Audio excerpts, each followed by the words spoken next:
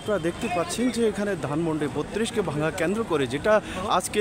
17 November Sheikh হাসিনার রায়কে কেন্দ্র করে যেটা ধানমন্ডি ৩২ ভাঙার জন্য উত্তপ্ত জনতা, উপচে পড়া ভিড়, তারা এখানে এসেছেন এবং তাদের সাথে যৌথ বাহিনী, পুলিশ এবং বিজিবি এবং সেনাবাহিনীর সাথে তাদের এই ধাওয়া পাল্টা দেওয়া এবং আইনশৃঙ্খলা বাহিনীর উপরে ইট পাটকেল যখন ছুঁড়ে তখন আইনশৃঙ্খলা বাহিনী তাদেরকে লাঠি পিটা করে এবং তাদেরকে সাউন্ড গ্রেনেড দিয়ে তাদেরকে দ্রুত এখান থেকে তারা ছত্রভঙ্গ করে দেওয়ার চেষ্টা করে এবং আন্দোলনকারীরা তারা আইনশৃঙ্খলা বাহিনীর উপর তারা ইট পাটকেল মারতে থাকে এবং আপনারা দেখতে পাচ্ছেন যে সরাসরি আপনাদেরকে দেখাচ্ছি যে রাস্তার এপাশ এবং ওপাশে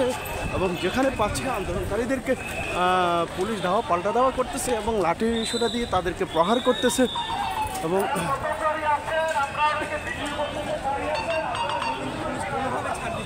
এবং পুলিশ এখন পর্যন্ত এবং সেনাবাহিনী এবং পুলিশ উপরে আন্দোলনকারীরা যেভাবে পাচ্ছে তারা ইট পাটকেল মারতেছে এবং অনেক পুলিশ এখন পর্যন্ত যেহেতু